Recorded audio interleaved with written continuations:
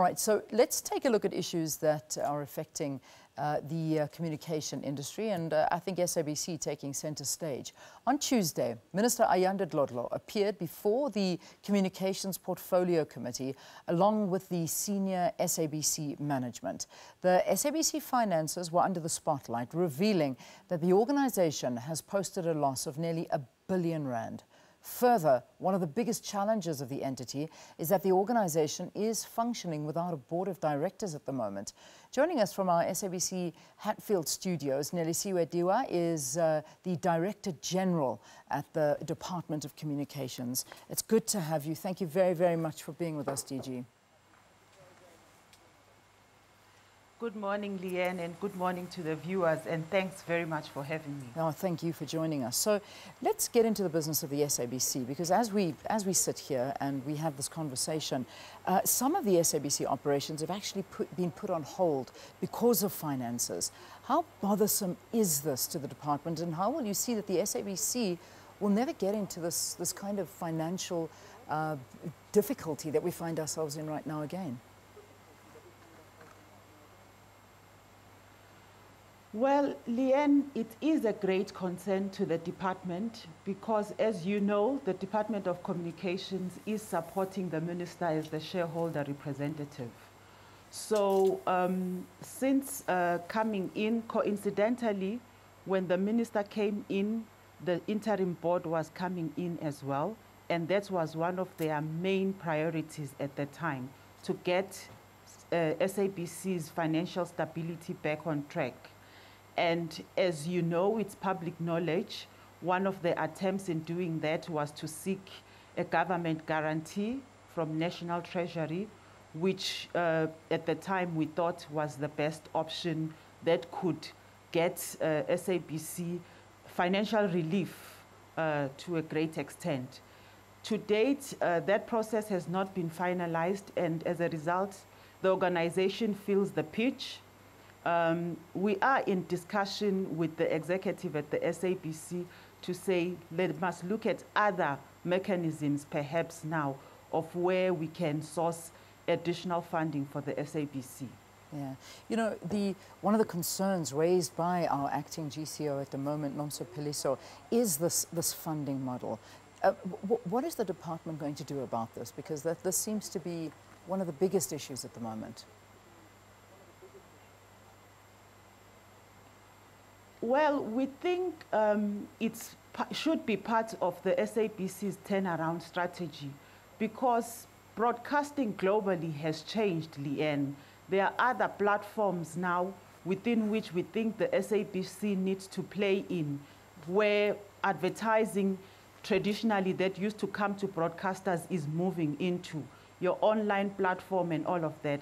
As a result, the revenue generation model of the SABC would have to be re-looked at much more intensely, because that's where everybody is going globally, and that's the only way that the SABC is going to remain relevant. So a revenue model that is revised, that takes into consideration new forms of partnership that attracts other revenue streams for the SABC, from the point of view of a shareholder representative, that is what we are encouraging the SABC to be looking at as well. Yeah.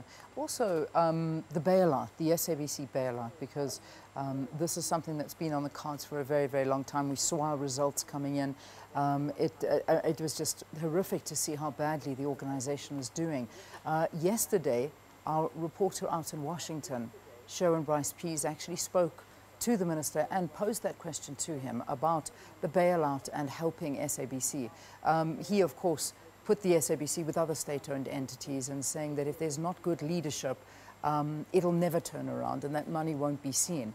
Now, can you perhaps give us more of an update? Do you think that the bailout for the SABC will come through, or will it only come through when the leadership is put into place? Well, I think it's a fair requirement from the Treasury to say that if there is going to be such a guarantee coming from the government, there needs to be in place different measures, including leadership, which is quite key. And I think that is why, as the shareholder representative, the minister has been emphasizing the point that the new executive management that would come in must have experience in turning around organizations, because if we are going to be receiving a guarantee, we must know that we have a leadership cohort that would be able to meet some of the requirements that the guarantee would come with.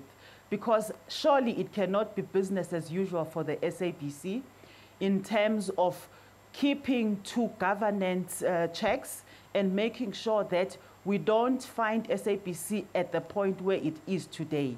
So the two are definitely interlinked, including having a turnaround strategy that looks at the futuristic models around how the business will be run in the future.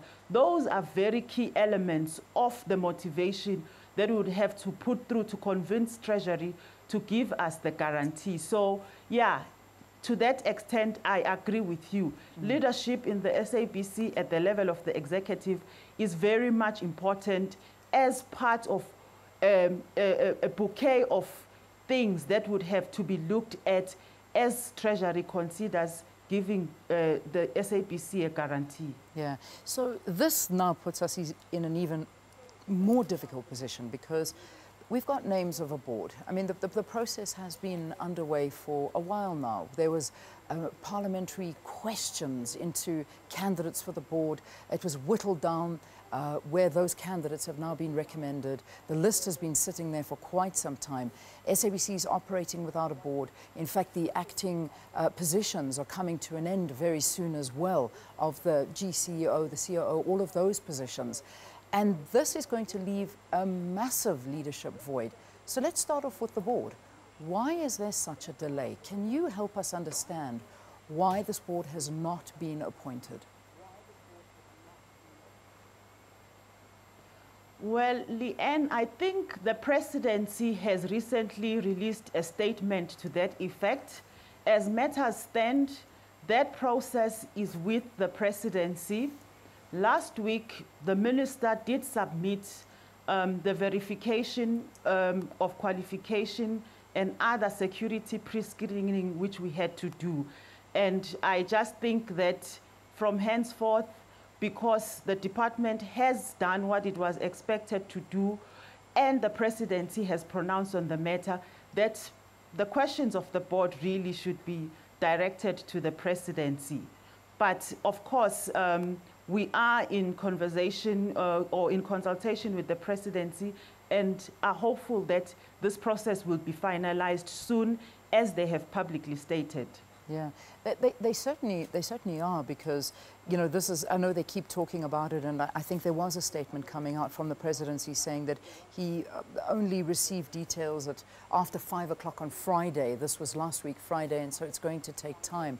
But the reality is that, you know, you've got an organization that is in desperate need of some good leadership. How is an organization like the SABC functioning without a board?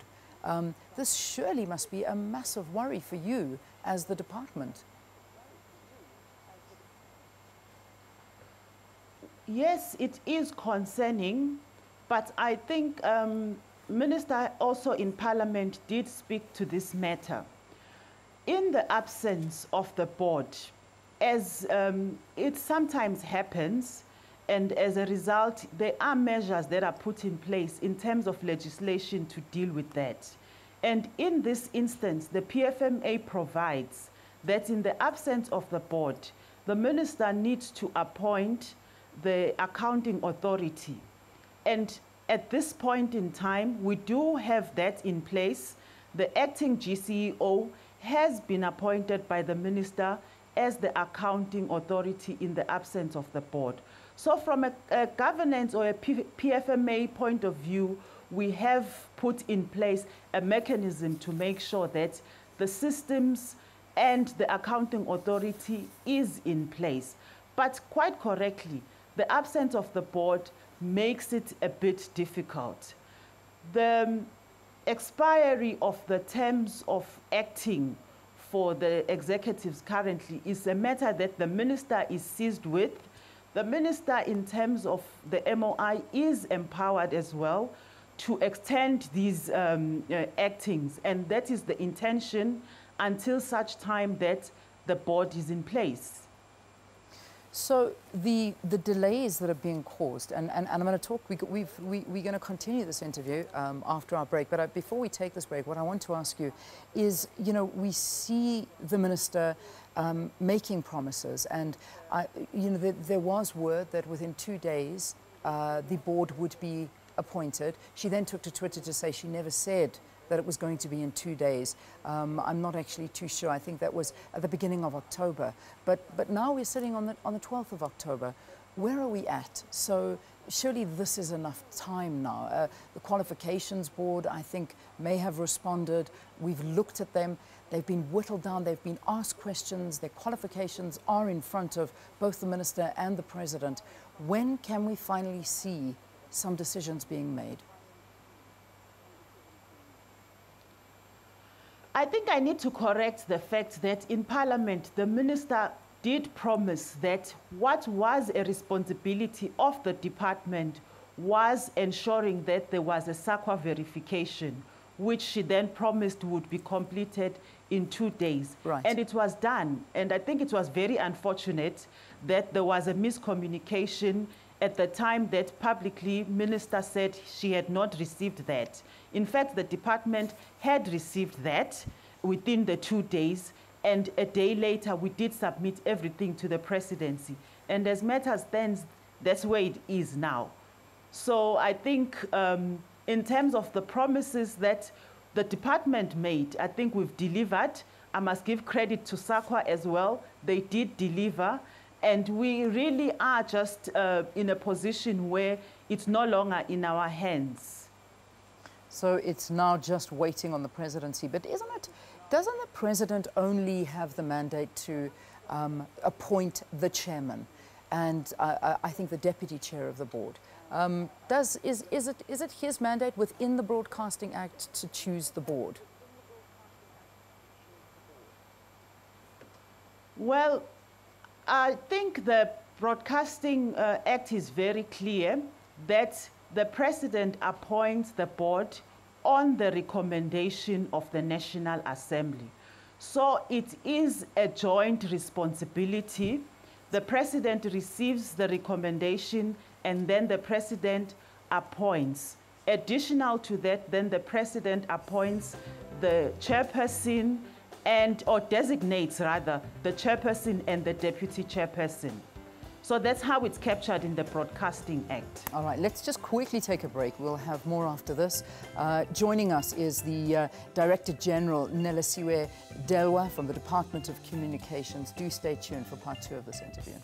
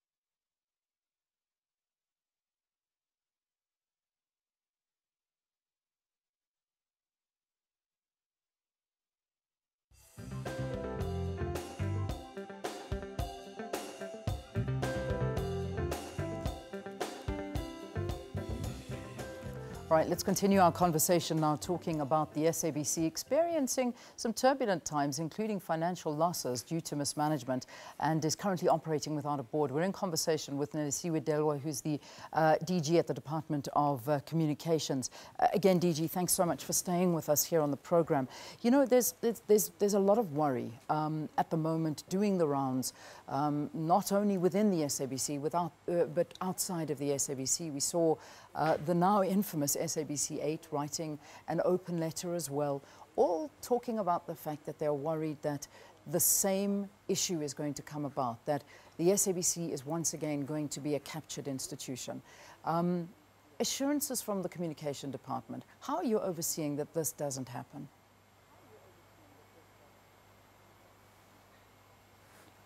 Well, I think after the process that the SABC has gone through in terms of the Parliamentary Ad Hoc Committee and the issues that came out of there, including the Auditor General's report, the department has had to reflect as well in terms of what is it that the shareholder can do in future to avoid some of the problems that have arisen. So I think as part of the ongoing work, one of the things that we have to make sure that are tightened up is the governance agreement between the board and the shareholder. And within that governance agreement, we need to make sure that where the shareholder has a responsibility to ensure that the institution manages its finances properly and reports as such, the agreement provides clearly the mechanisms for doing that. Because one thing that we have noticed is that the SABC was reporting to the shareholder throughout the year, but the problematic areas were not coming out to sort of show to the shareholder those red flags in terms of the situation. And those are the areas we are zooming into in terms of the governance agreements to make sure that we avoid a situation where the shareholder is unable to know the actual state of the organization from a financial and a governance point of view because of the format and the questions we ask from the entity. So that is going to be very important. Well, it is very important, but again, and unfortunately we've run out of time, so if you could answer this one quite quickly. The issue that's coming up in news is that SABC News management had a meeting with a presidential spokesperson, and you know, this again brings back old suspicions. Did this bother the department? Do you know anything about this meeting?